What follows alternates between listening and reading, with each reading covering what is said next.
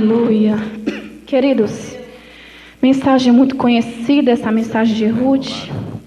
Ocorre que existe um perigo muito grande quando a nossa fé, ela, como eu poderia dizer, quando há indícios de que a nossa fé, ela não está madura, de que a nossa fé, ela não está desenvolvida, amadurecida. Isso ocorre na vida do crente quando nós decidimos viver uma vida superficial. Quando nós decidimos talvez viver uma vida onde a nossa fé ela não é trabalhada, onde a nossa fé ela não é moldada, onde nós não nos permitimos a aprender, a crescer e a ser como aquele homem que Jesus fala que construiu a sua casa na rocha. E quando Elimeleque, ele vai observar o cenário que ele está vivendo, e o Senhor está falando com você aqui: tome cuidado com que olhos você vai enxergar e absorver aquilo que os teus olhos contemplam no teu cenário. Porque independente da forma que está a sua fé, independente da forma que você está vendo isso pode levar você a tomar decisões e que vão gerar consequências. Decisões é como sementes que a gente planta no presente e que daqui a um tempo, no futuro, que talvez nem demore muito, a gente começa a colher. E a gente pergunta a Deus: por que eu estou vivendo isso? E a gente não consegue entender e lembrar da semente que nós plantamos lá atrás. E Elimeleque, quando a gente vai olhar para ele, eu vejo um homem que ele estava bem acostumado com o ambiente do milagre. Porque o povo de Israel era um povo que viveu muitos milagres de Deus. Você vai ver um cuidado de Deus, uma misericórdia do Senhor, sobretudo dentro da realidade do livro dos Juízes, que é o livro que antecede o livro de Ruth. Um cenário em que o povo pecava, se humilhava e Deus voltava o coração para o povo.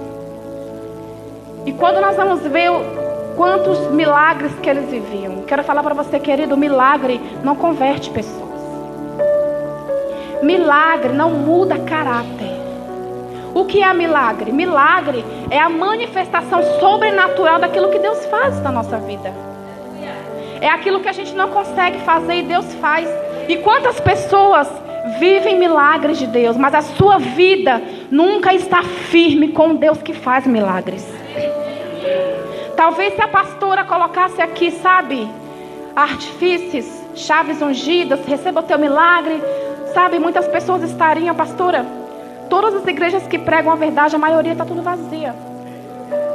Porque as pessoas da nossa geração estão acostumadas com Deus que faz milagres.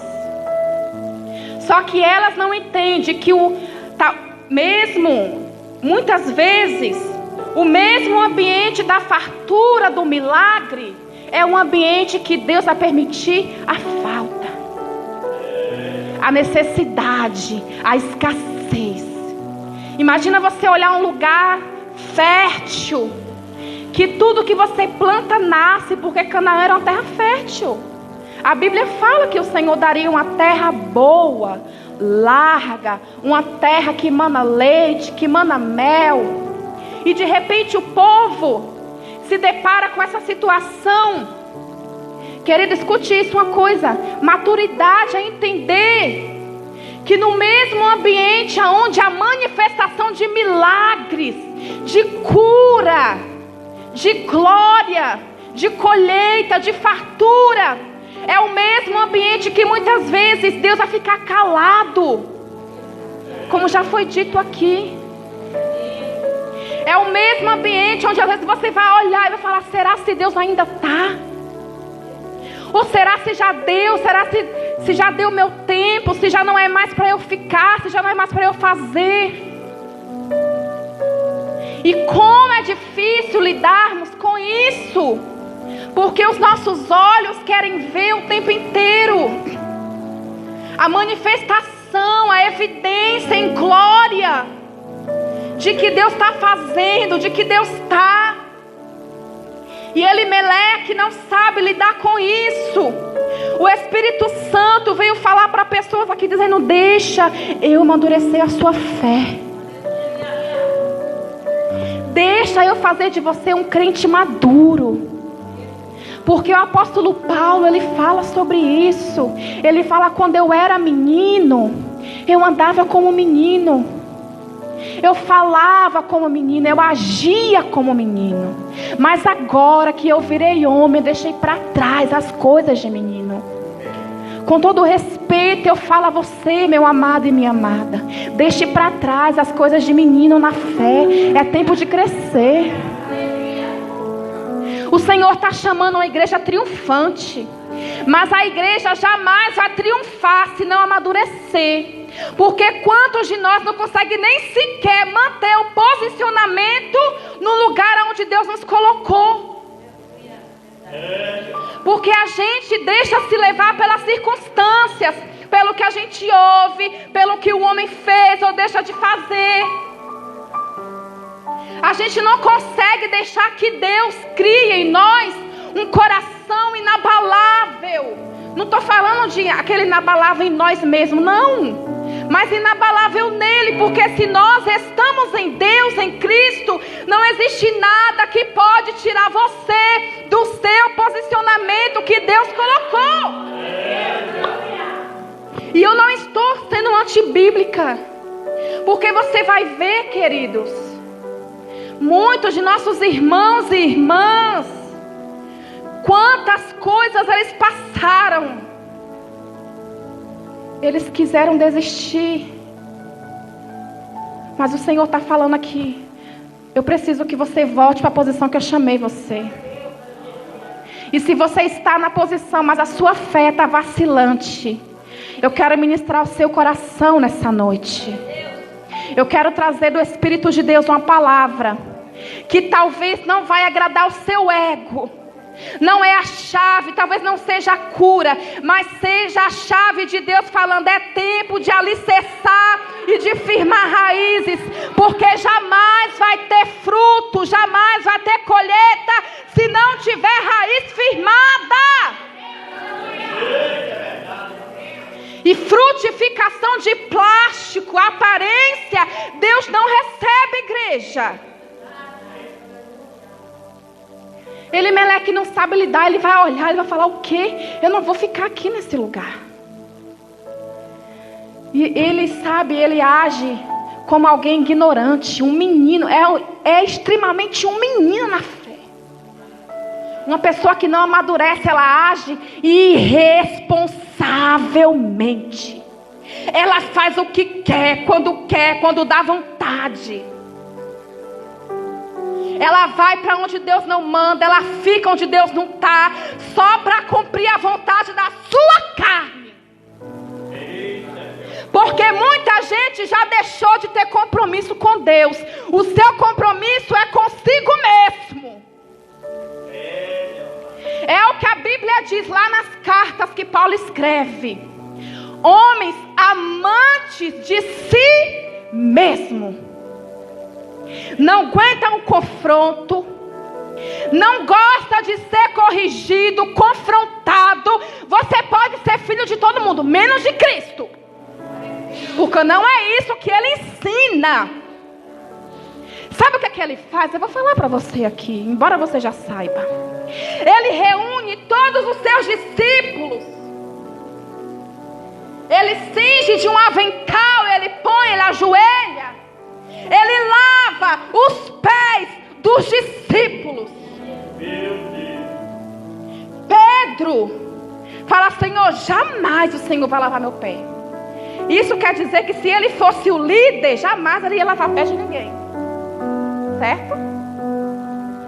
O Senhor falou: Pedro, se você não deixar, tudo bem, escute, você pode escolher o que você quiser. Jesus não obrigou a Pedro. Jesus não falou assim: ó, se você não deixar, eu vou amaldiçoar você. Pedro, tudo bem, se você não deixar, tudo bem. Só que tem uma coisa, Pedro. Você não terá parte comigo.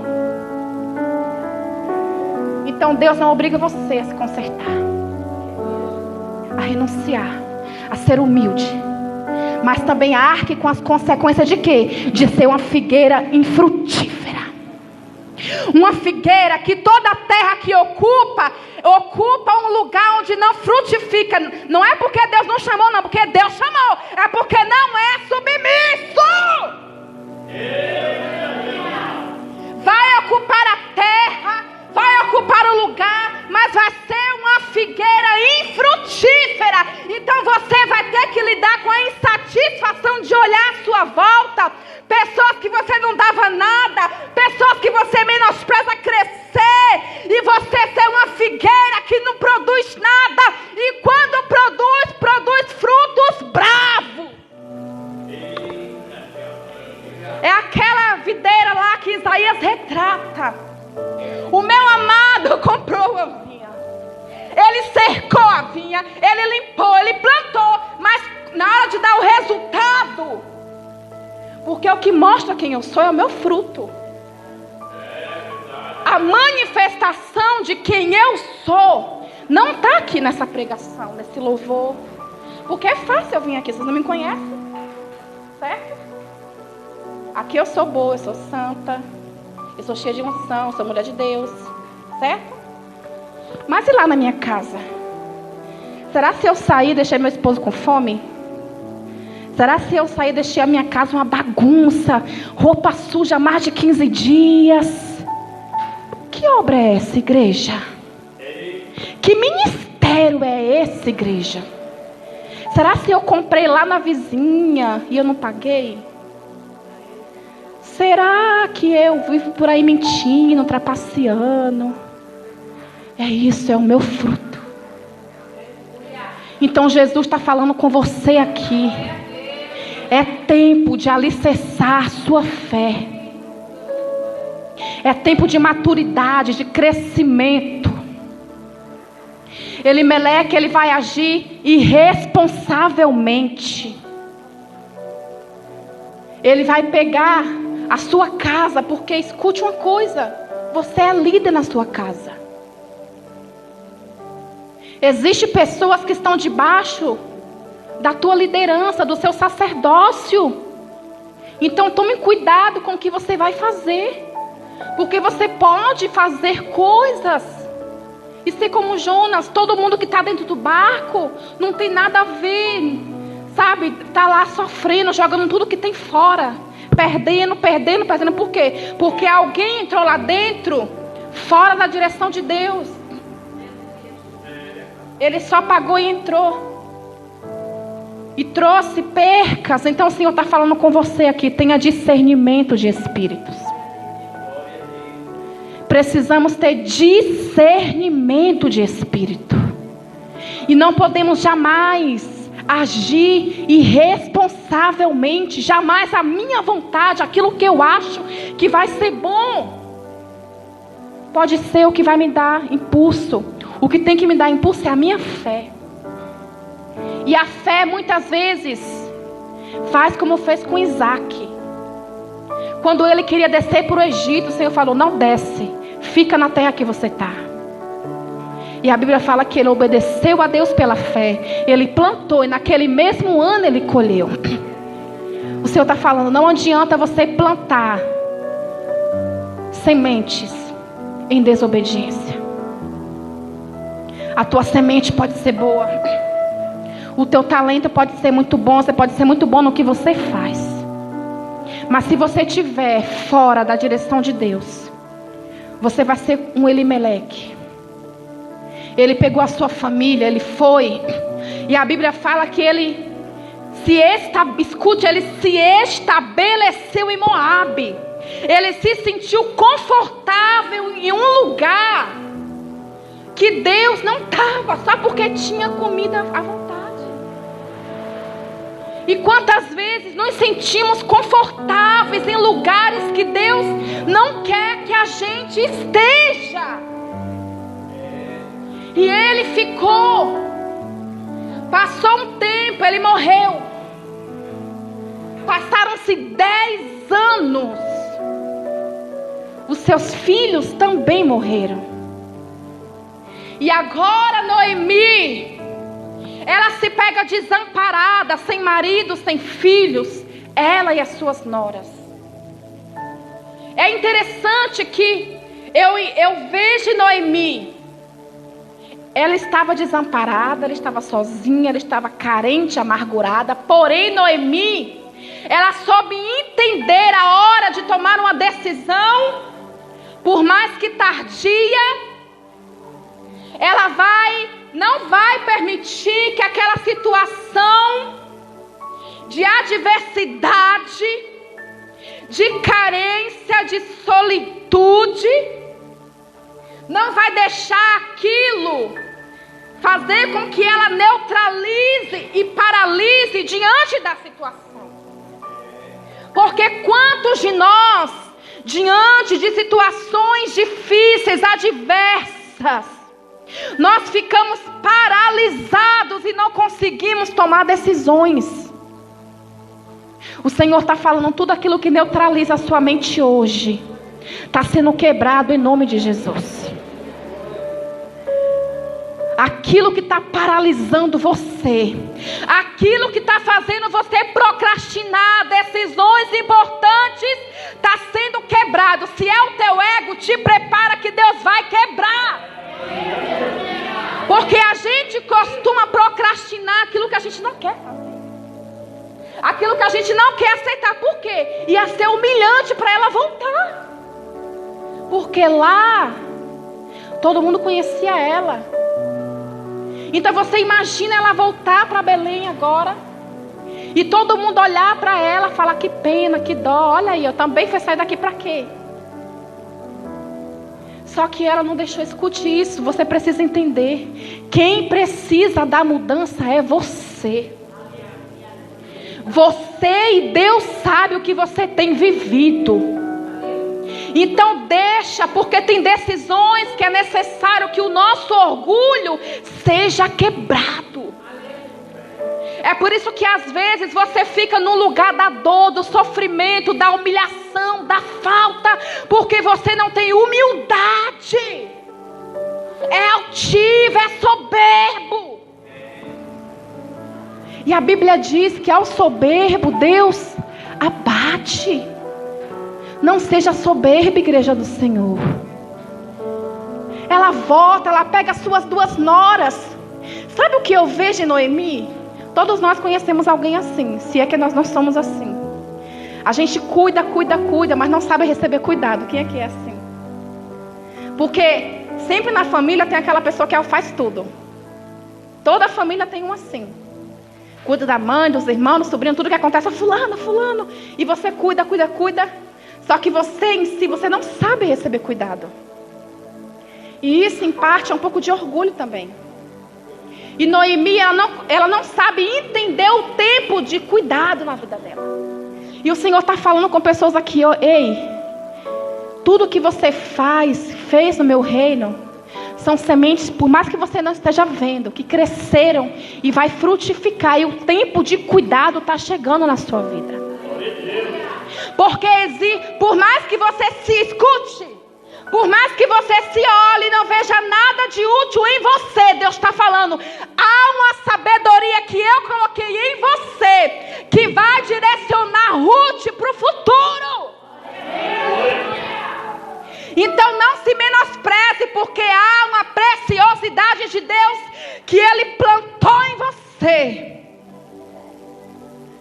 A situação diz que não, a culpa que você carrega diz que não, mas o Senhor está falando que o peso da culpa Ele está removendo hoje. E ela vai olhar, vai falar assim, olha, o que vocês estão fazendo aqui, volta as 2. Porque, ou seja, eu não tenho mais nada para oferecer. Você está achando que vai ficar sozinha, né? Você está achando que os seus dias vai terminar desse jeito. Você até já fez um plano, eu vou fazer assim, assim. Porque ela falou, não tenho mais filhos. E mesmo se eu engravidasse, e mesmo se eu desse à luz, vocês iam esperar? O Senhor está falando, você não sabe que eu sou Deus de surpresas? Será que você não sabe que há um Deus grande que recolhe tuas lágrimas e põe no odre? Será que você não sabe que eu estou naquele lugar secreto, aonde tu ajoelha e clama, fala: Deus, eu preciso de ajuda. Deus, só o Senhor pode fazer. Ele fala: posso, quero e vou, porque eu conheço você. Aleluia. Isso para Deus é caso de justiça. Escute, justiça. Volta às duas. Na caminhada do recomeço, do regresso, nós temos que entender e saber liberar pessoas na hora que elas têm que ir embora. O pastor falou aqui no começo do culto que há tempo de ajuntar, de afastar. Só que a gente mistura emoção com razão e a gente não consegue entender que também faz parte do processo as percas. Que também faz parte do processo pessoas que muitas das vezes andam, caminham conosco até certo ponto do percurso e de repente elas voltam. Muitas pessoas pregam, falam sobre a órfã, porém nós temos uma estrutura. Cada um de nós tem uma estrutura. Então, se ela não foi, é porque não tinha estrutura de renunciar. E também de nada adianta você caminhar com a pessoa e carregar o teu peso e o peso dela. Então, muitas vezes Deus permite o quê? O afastamento, mas a gente não sabe lidar com isso. Libere da sua mente, do seu coração, pessoas que talvez na hora da partida te feriram. Tem pessoas que quando vão embora, abraça, beija, não fere, não machuca, só de repente vai. Mas tem umas pessoas que causam feridas, que abrem feridas muito grandes dentro de nós. O Senhor está falando com pessoas aqui: libere. É necessário que você libere para que a tua vida ande em progresso. É necessário que você deixe de lado todas as bagagens que prendem você, que amarram você. Ah, porque fulano, porque beltrano, porque ciclano, porque não sei o quê. Irmãos, escute. Tudo aquilo que a gente fala, é o que vai ser mais forte em nós. Se órfã voltou, glória a Deus. Deus sabe de todas as coisas. Aleluia. Foi algo que eu aprendi. Ruth ficou porque Deus tinha um propósito. Na hora que Noemi, ela chegou lá na sua terra, ela chega, as pessoas olham para ela, falam: essa não era Noemi, agradável. Ela fala assim: olha, ela estava em, por mais que ela soube a hora certa de tomar uma decisão, a hora certa de agir, de voltar para o seu posicionamento, e ela voltou para o seu posicionamento. Ela entendeu o período de ser cuidada, mas dentro dela ainda havia um vazio, uma angústia, uma amargura, uma insatisfação, algo inexplicável, muito grande. E quantas mulheres que sangram, porque dentro de nós existem coisas do tamanho do universo, uma amargura, uma insatisfação, um peso ou uma culpa que torna a nossa vida amarga. A gente tenta esconder de todo mundo, a gente tenta caminhar, a gente até vai, a gente até faz, continua, permanece, mas a nossa vontade é falar: não quero mais, eu quero me esconder, eu quero parar. Eu não tenho mais força. Eu vejo o Espírito Santo visitando com glória, com cura. O interior de Noemi aqui neste lugar.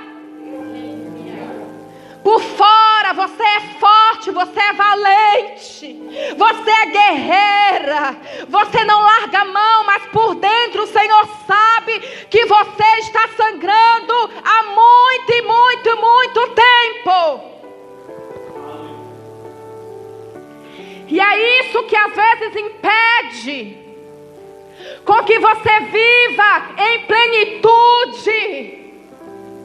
Impede até mesmo às vezes com que você cumpra com excelência, com firmeza o teu propósito na terra. Porque tudo aquilo que fica mal resolvido vai ser sempre uma pedra de tropeço para nos derrubar. A gente encerra ciclos bagunçados, não resolve o que tem para resolver. E a gente quer seguir, quer camuflar. Porque a Bíblia diz que quando Noemi chegou num processo de remissão de Boaz para com Ruth, Noemi olhou para ela e falou assim: olha, Ruth, lava-te e perfuma-te e vai. Esse lava-te aqui tem um sentido espiritual. Lava-te, perfuma-te. Mas quantos de nós perfuma, mas não lava? Passa perfume para disfarçar, para mostrar que está bem, para mostrar que dá conta, quando na verdade estamos sujas por dentro. E quando eu falo de sujeira, eu não estou me referindo talvez a pecados morais. Talvez você seja fiel, não minta, não rouba, mas a sujeira causada pelo orgulho, a lepra do orgulho, da vaidade, da soberba, do rancor, da mágoa, da insatisfação. O Senhor está falando: lava-te e perfuma-te e vai, porque eu tenho coisas novas para você.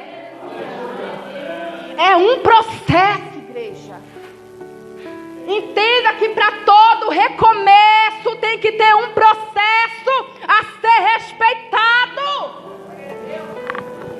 Não tem como recomeçar já lá em cima. E a gente não respeita isso. Quando Noemi volta, ela volta consciente disso. E quando elas chegam lá, ela saiu, estava na fome. Quando ela volta, estava começando um novo tempo. O Senhor está falando: a tua humildade, a tua inteligência de tomar a decisão certa vai fazer você desfrutar daquilo que você nem sequer plantou. Escuta isso aqui que é forte, igreja. Ela estava lá para plantar? Pelo contrário, eles foram embora porque faltou um pão. Mas quando ela chega, a Bíblia diz que estava no início da colheita. A Noemi chega em casa, a Ruth fala: minha sogra, permita que eu vá. Olha, o Senhor quer unir a tua sabedoria, a tua inteligência, a tua unção, a tua oração com o vigor de Ruth, que talvez a gente olhe e não dê nada, mas que vai ajudar, mas que vai ser útil, mas que vai entrar para a história. E você também vai entrar para a história. Vá, minha filha, com humildade. Ela foi, ela acolheu, ela entendeu que para recomeçar não é de cima. Talvez vai demorar, talvez vai ser um processo muito doloroso, muito difícil, mas é muito necessário para a sua vida isso. Queridos, quando eu recebi a promessa do Senhor, a minha vida nunca foi uma vida fácil, nunca. Talvez hoje você olhe para mim aqui bem vestida. A pastora Vera até falou, Deus usou ela para falar lá na igreja que Deus ia me vestir muito mais bem. E você não sabe o contexto que o Senhor me tirou. Eu sou uma menina da roça. Eu nasci e fui criada na roça. Uma vida muito pobre. Nunca passamos fome porque o meu pai era trabalhador rural e a gente plantava. Mas assim, uma escassez grande demais lá no interior da Bahia. Quando o Senhor, Ele me trouxe para São Paulo, eu tinha 18 anos. Eu era de uma religião não pentecostal, que não acredita nos dons do Espírito Santo. Uma religião aceita, na verdade. E eu não acreditava nos dons do Espírito. Quando eu entrava, eu era uma improvável, como Ruth, como Noemi. Quando eu entrava numa igreja, assembleia, eu saía de lá murmurando, falando mal dos crentes. Que bando de povo doido, nunca que você é assembleiana. Eu prefiro ir para o mundo, mas nunca. Quando um certo dia o Espírito Santo tomou a vida de um pastor, eu não acreditava em profecia, volto a repetir. E falou: mulher, tu vai ser esposa de pastor. Tu vai pregar a minha palavra. E eu só louvava, sempre louvei. E eu vou honrar você. Quando Deus falou em honra, o meu ego ficou muito feliz. Eu falei: que bom, porque até hoje eu só conhecia a humilhação. Até hoje eu só sei o que é catar espigas que caem no chão. E aquilo encheu os meus olhos, porque a gente ouve o propósito de Deus, mas a gente não imagina que até chegar o dia do cumprimento é um processo de muita... Toda vez que Deus fala assim: eu vou te honrar, pode saber que o caminho que você vai passar é de humilhação. Porque é isso que a cruz nos ensina. Antes de Ele ser glorificado, Ele passou pela via dolorosa. E por que eu e você, o processo que Ruth passa, querido, é o processo da humilhação. Ela vai para o campo, ela vai catar espiga, ela vai se rebaixar, mas ela compreende que faz parte do recomeço da história dela e da história de Noemi. Já estou terminando. Eu falei: que Senhor, que não acreditei, tá? Vou ser sincera para vocês. Falei: o quê? Obra? Pastor? Eu não fiz teologia. Porque da onde que eu era, não existe pastora. E pastor só é pastor se fizer faculdade de teologia. Nunca isso. Mas eu vou falar para você, querido. Você crendo ou não crendo, Deus, Ele vai fazer. E no meio desse caminho de descrença, Ele vai fazer com você igual Ele fez com Saulo. Ele pegou Saulo no meio do caminho. Foi o que Ele fez comigo, me pegou no meio do caminho. E desses últimos 6 anos para cá, minha vida tem sido assim, queridos. Um processo muito doloroso, muito rápido. Tudo muito rápido mesmo, porque é a pressa de Deus, porque Jesus está voltando. E a gente precisa se posicionar. Então hoje, quando o Senhor me proporciona algo que eu não tinha, eu entendo que isso não é para minha glória. Ruth casar com Boaz não era para Ruth ficar com o nariz empinado, para Ruth falar assim: ah, agora você me respeita, tá? Sou dona do campo. Antes eu catava espiga, agora eu sou dona do campo. É por isso que às vezes Deus não faz a nossa vida, porque Ele vê que o nosso coração é vaidoso.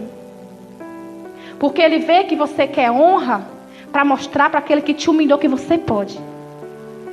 É normal por um momento a gente ter esse pensamento, mas o normal é deixar... O que não é normal é deixar se guiar por Ele. Você quer que dê certo para mostrar que você pode, que Deus é com você. Porque o nosso coração às vezes está vaidoso. E o Senhor está falando assim: olha, para o que eu tenho para fazer na sua vida, não tem espaço para vaidade, para o ego, para a soberba. E quando eu fizer, não tem esse negócio de pegar microfone e cantar. Quem te viu passar na prova não te ajudou. Quando vê você na bênção, vai se arrepender. Vai estar na plateia e você...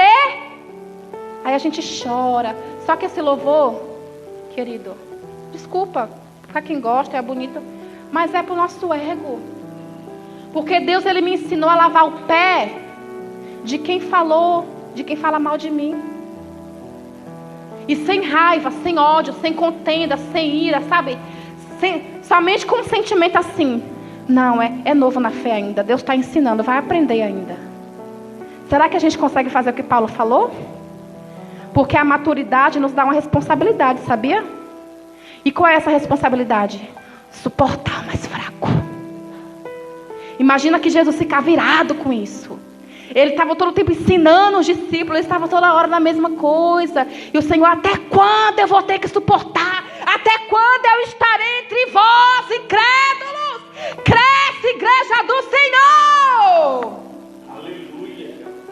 Entenda o teu propósito, querida.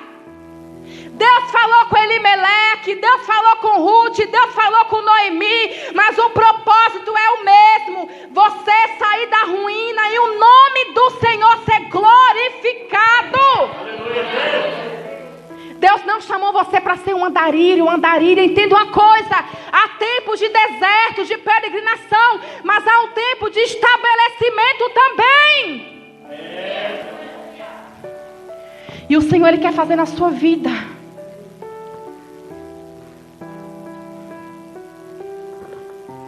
E foi um processo difícil demais que eu entrei, porque quando eu me casei com o pastor que Deus falou, eu falei, Deus, tem orações que é o Espírito Santo que põe na nossa boca. Você coloca de pé em nome de Jesus. Tem orações que é o Espírito Santo que coloca em nossa boca.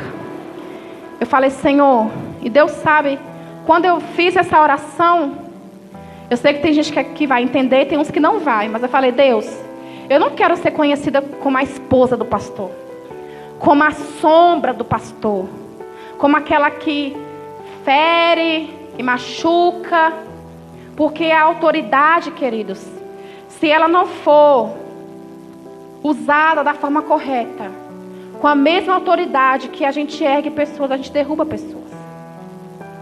E Davi é um exemplo disso. Ele usou a autoridade que ele tinha, falou, põe Urias lá, para que morra.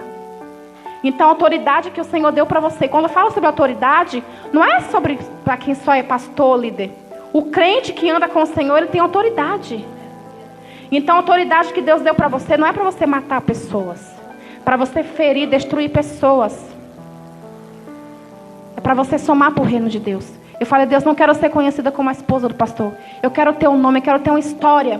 E quando eu falei sobre nome, não é sobre ser conhecida, famosa, tipo, as pessoas aplaudem. Não, é eu ter uma história mesmo, sabe?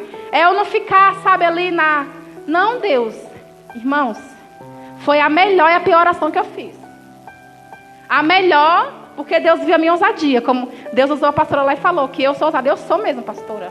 Eu não tenho nada, irmão. E o que eu tenho, eu perco amanhã e estou de novo do nada mesmo. Porque Deus faz assim. Quando Ele vê que o nosso coração está se apegando demais, Ele, opa, sacrifica Isaac aí, Abraão. Não se apega, não. Porque Deus vê a minha ousadia, mas eu entrei em um processo. Pastor, põe para mim, por favor, aqui o louvor, Deus. Ai, Jesus, obrigado. Deus te escondendo. E eu entrei em um processo, eu falar, até hoje estou, e até eu morrer, eu vou passar também um processo. Está aqui o pastor, a pastora, muitos anos de evangelho, de caminhada, ela sabe que o processo nunca acaba. Nunca vai acabar. Você sai de um e vai entrando em processos, mas quando você está saindo dos processos, assim, entre aspas, mais fáceis, e vai para os mais difíceis, se você olhar a prova que você passa hoje, a que você passou há 5 anos atrás, não é nem de longe o que você está enfrentando hoje. Se lá atrás você matava 2, 10 leão, hoje você já mata o zoológico inteiro. Isso é o quê? É você progredindo e Deus te aprovando. Porque quem muito repete processo, é porque não está entendendo o que Deus tem ainda.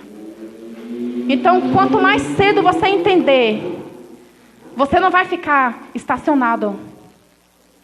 Você não vai retroceder, você vai progredir. Mesmo que chorando, mesmo que sofrendo, você vai progredir.